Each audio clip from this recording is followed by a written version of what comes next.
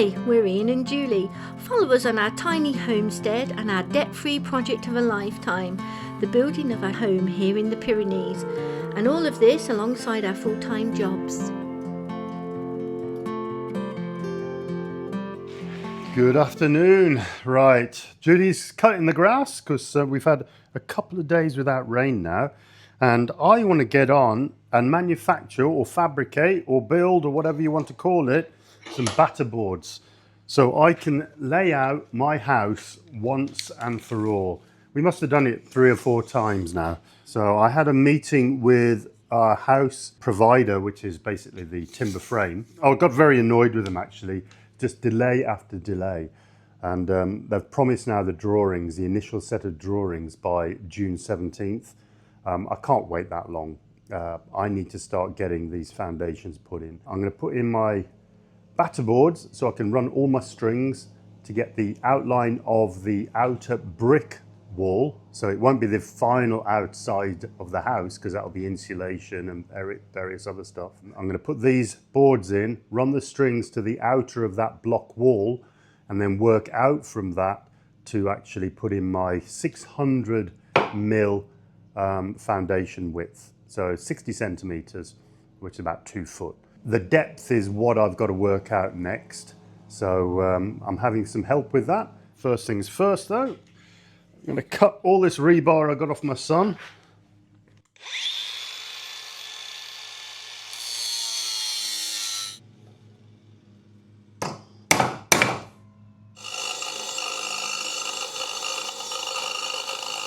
And these are old decking planks. So I've got about 80 centimeters off each, so I'm just going to bring them in 10. And then just use my square and whack them in. So I'll leave a tiny bit on the top just to tap in.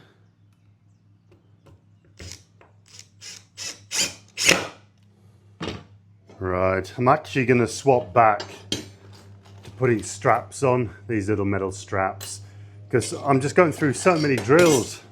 I'm either snapping them or they're just dulling out straight away on this rebar. I don't know whether it's because it's round or whether the rebar is actually, you know, some toughened. I thought it was just mild steel, but so I've got a few here done, but it's just taking an age. You live and learn. It's actually a lot quicker with the straps, I must say. You just use more screws though. And it's not as pretty.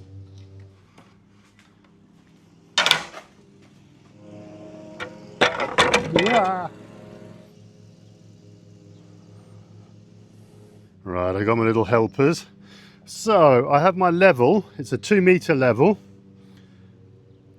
which is near enough level, but I'm not too worried about it being level, but it's handy that it is. I've marked 1.8 meters, 1800 millimeters here. So just under 6 foot basically. That is where the front block, the front of the blocks of the house will be. So from that point all the way to where this black plastic is will be a trench. So that's where I'll have my drainage, my French drain that will go basically all the way down to the soakaway that I put in. All the rest will be backfilled with gravel, 2040 or something like that. So it's going to be a pretty sturdy, well-drained section in front of the house. All the way around the house is going to be 1 meter. So I am using an old-fashioned plumb bob to drop my line down to the lower level where my batter board is. So I'm going to use my pencil actually, because this is spreading quite a lot.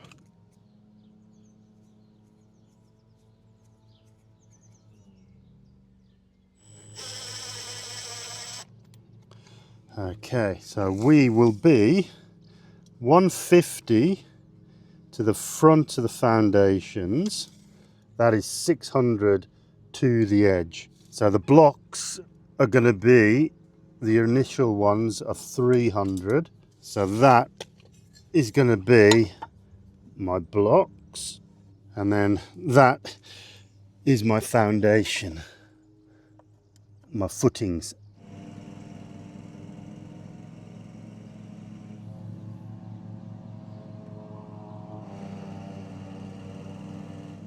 Just roughly position it.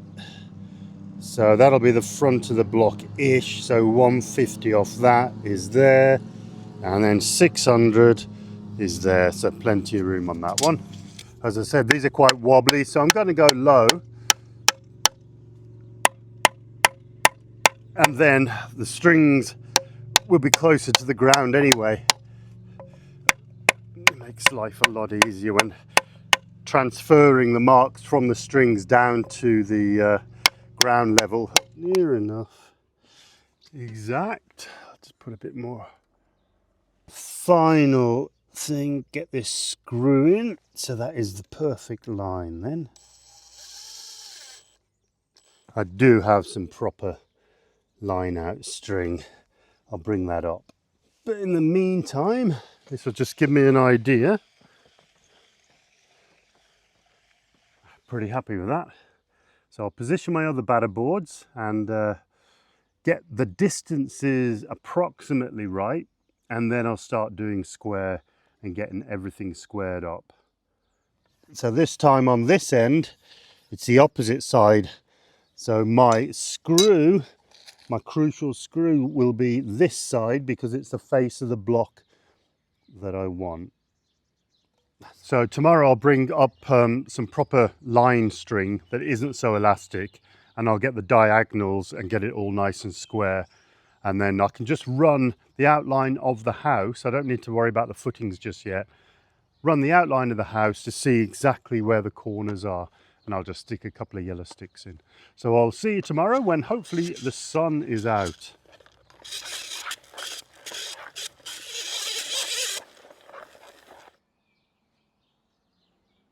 Hi, morning everyone. Well, today's the day we are going to finally set this house out once and for all, and hopefully it's the last time we have to do this. So first things first, we're going to try and get our levels set on the batter boards, which is going to run parallel, whoops, to this wall here. The crows have set the dogs off. I'm being outdone by crows. It's unbelievable. We didn't realise when we came here that we are in this little hollow and we seem to be smack bang in the middle of crow territory. There's about 12 crows that keep constantly flying over.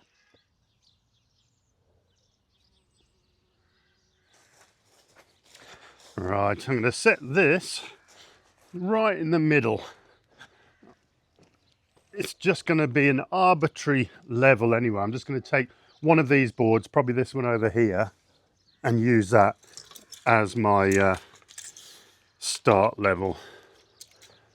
Is that your test to see if the level's on? Well, yeah. You're not on yet. There he goes. Oh, you're funny. Right, I've got this board in. Now, I was a bit presumptuous with the boards over the other side, but for this one, this is exactly where it needs to be. That's all level. So I'm going to take the laser level, and I want all my batter boards all the way around the site, basically the same height as this one. And this is a pretty flat site, and you know the difference in the string level isn't going to be a huge amount, but I've got the laser level. I may as well just get everything perfect. Right, let's see where I am with this one.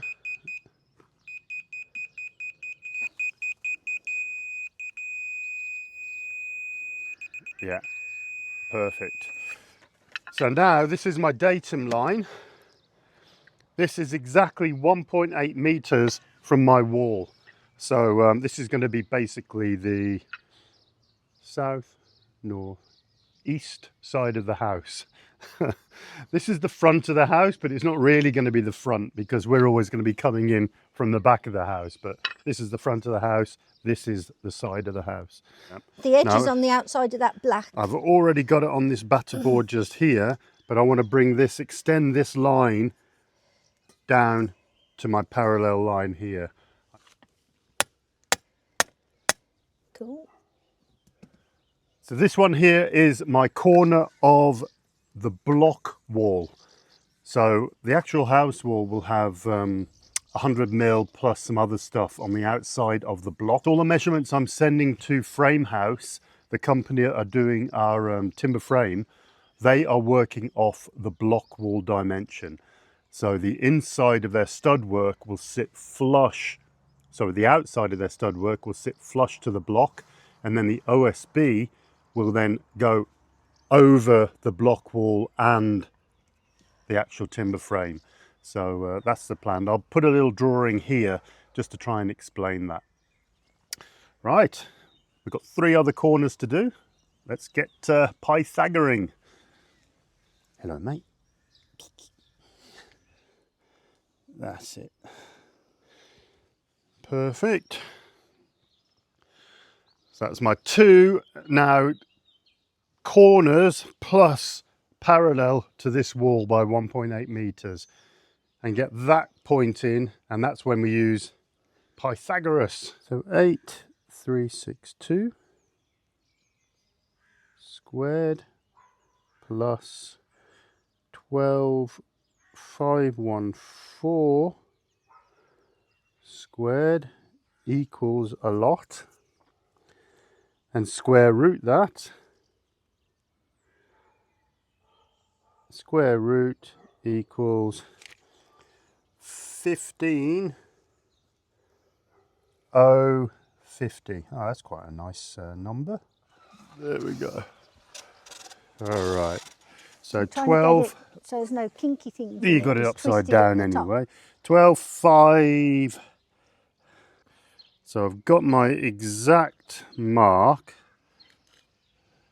It looks like it's veering off because where we've dug out is a bit wider here. But once I get my other corner in, we can check both squares. Yep. And that is 1550. There, exactly. Yeah, it skews off a bit this side as well. Oh, but the other way. Do we pass the test, Floki? What's your dad been doing? Hey? Right, let's measure this one. Yeah. Right, I've got a bit of discrepancy. I've got all of these squared up as I think I have, but down the end is 8,362, which is correct. Up here, it's 8,642. Now I've just put both tape measures on the same point, and look at the difference between them. There is basically 32 mil difference, nearly an inch difference. So yeah, I need to go and find a decent tape measure. That's ridiculous. Tickle it. There, that's all right. That's movement on the back of my rebar anyway here, so I can just screw that in. So that's level. That's level.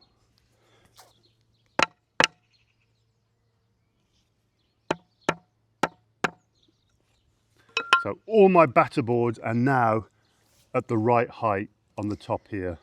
Now that has got no meaning whatsoever other than for my lines to be parallel to the ground, or not to the ground, to the level ground, because we're not going to use these for our blocks or anything like that. We'll use the line for our blocks, but the heights of the blocks, it doesn't matter. And we're not putting any forming boards in or anything like that. We're just going to do an in-ground concrete foundation and then build the blocks on top of that when we come to it. So I've just gone home and I've collected a couple more tape measures that we had, and I've verified those against the yellow one we have, and it matches exactly. These ones are basically more accurate, and I've measured it against sort of an 8 meter Milwaukee steel tape measure as well, all fine. So that other tape measure I had, which was 3 centimeters out, nearly an inch or more than an inch, I'm throwing it away.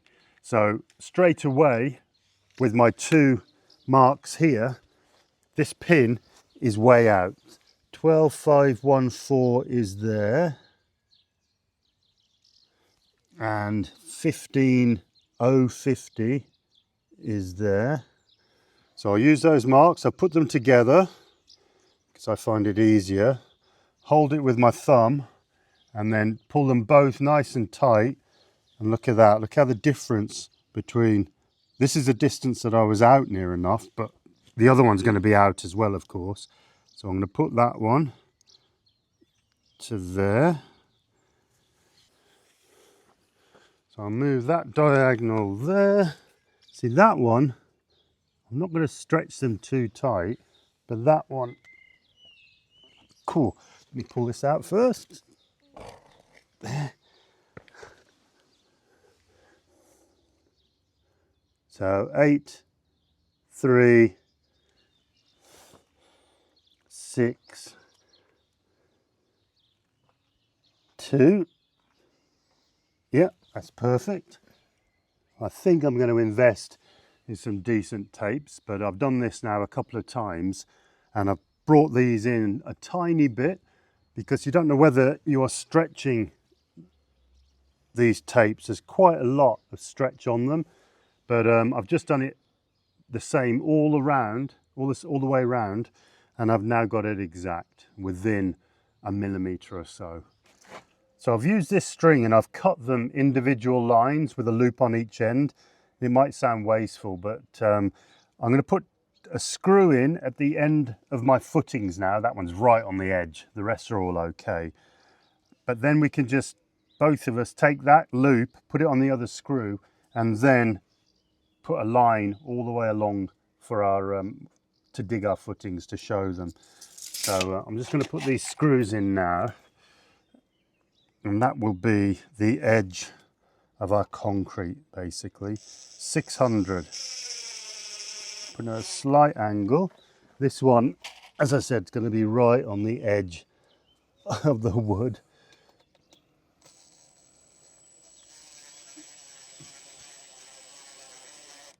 There. Just there. And then screw in.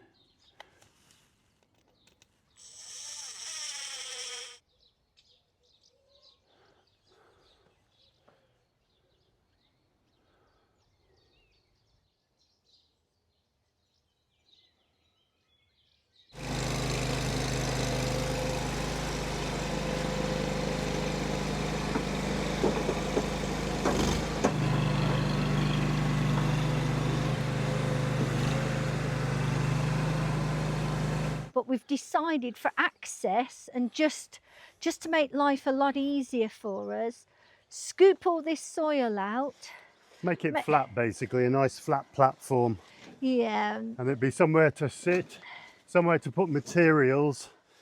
So it's a bit daft having all of this half finished. So we're going to scrape this out level to about here. And then we've got this nice platform all over here for the house when it arrives. Yeah, staging area so we can store bits.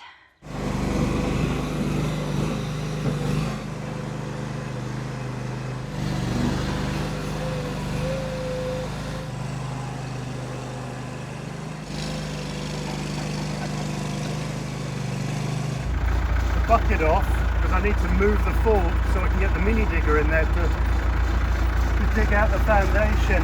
The magic word, foundation. Oh.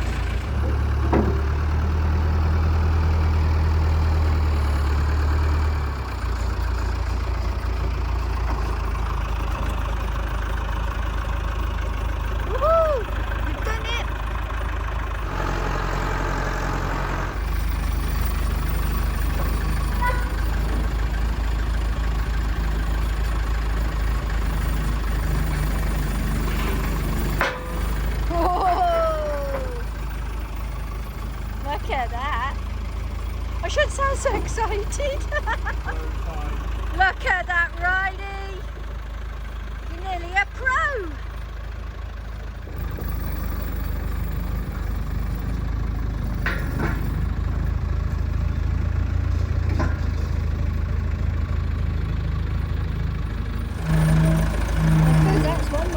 rid of the bucket out of the way.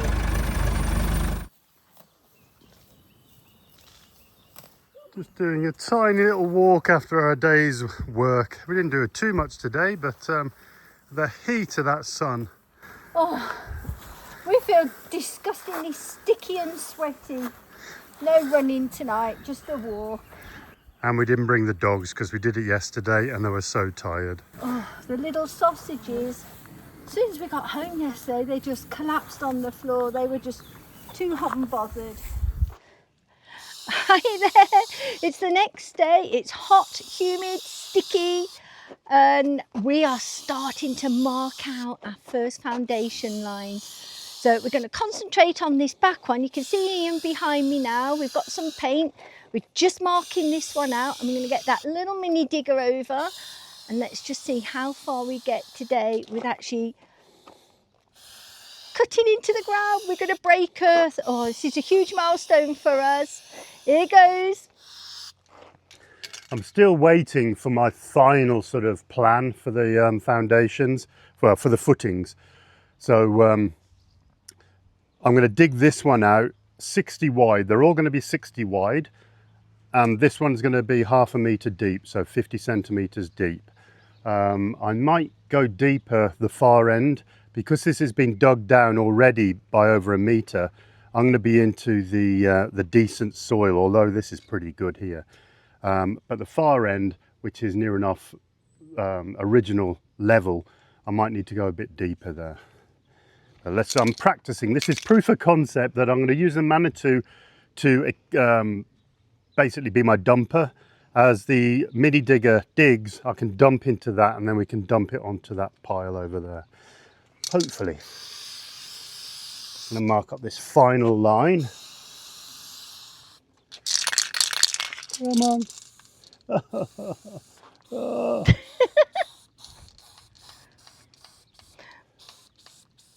It lasted.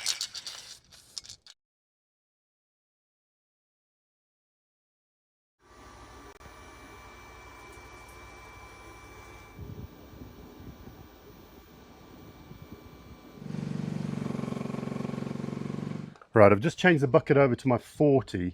Now, realistically, I really want 60 centimeters wide. I'm going to try it with the 40, and if it all starts crumbling down, and because I've got to do 2 passes, then I'm going to get online to Delix, and they do a 60 bucket. They even do a tilt bucket for an extra 20 euros. So I'm umming and ahhing. That's always free delivery, and it's not that expensive. So it's probably a cubic meter of concrete, the bucket. So if I make a mess and make them too large, you know, I'm going to be saving money anyway. That's what I tell Julie. So I'm going to try it with this. If it works, I'm going to just keep it at that. But if not, I'll might put an order in tonight.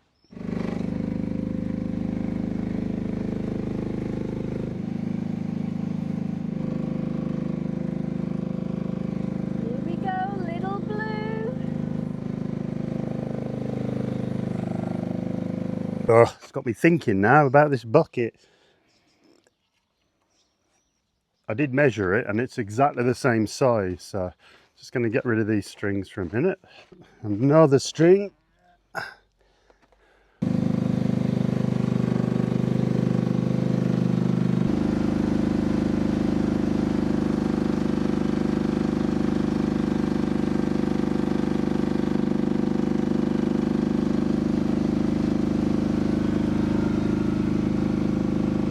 We've got the Manitou position now, so he can, as he's working his way along this first foundation line, as he collects the soil, he's just going to turn around and pop it straight into the bucket. Once that's full, that goes on to the big pile of soil that we're collecting over there. That's the plan. Oh, little Blue, he looks so dinky next to your bucket. Swinging over. Oh, that's much better.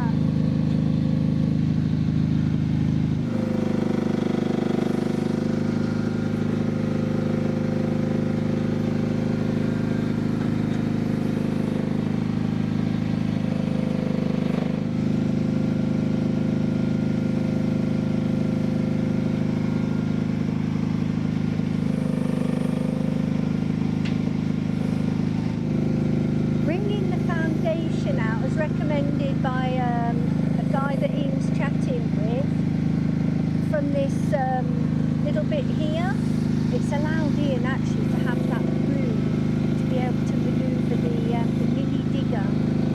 So when he's spinning, he's not touching, he's got plenty of room.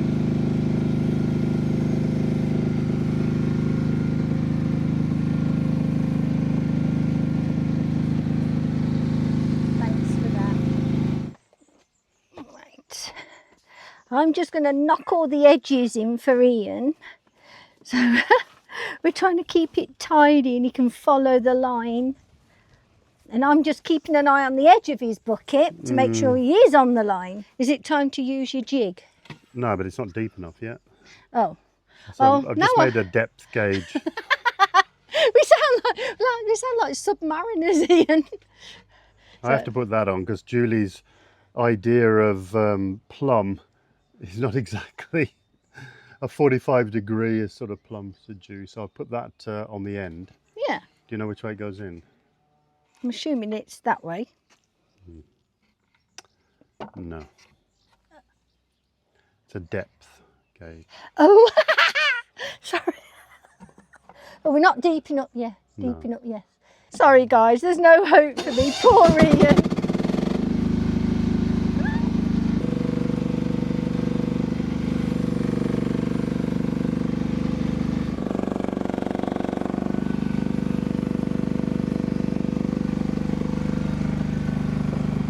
We've got a thunderstorm coming in now, but it makes it nice and cool. But dilemma again. Do I just keep going with this smaller bucket? As you can see, this is 600 exactly there, and where I started off, it was easy to judge it. But as soon as you start digging back, it tapers in, and I've just got to keep scraping and scraping. It's taking quite a long time. That's the depth. That's just over 500, and that's 600 wide. So it's doing it. It's very tough soil. You can see how dark this is and solid. So I'm pretty confident that 500 deep, 600 wide should be enough for this section. And we'll see how we go when we go this way. It's working with the Manitou, dumping it into that. So it's only a tiny little section and we've already got half a bucket. So I'm going to get back now because before the rain starts, Julie's got a washing out at home. So and then I'll have a quick look on Delix and get all the specs on that 600 bucket. I'll see you tomorrow.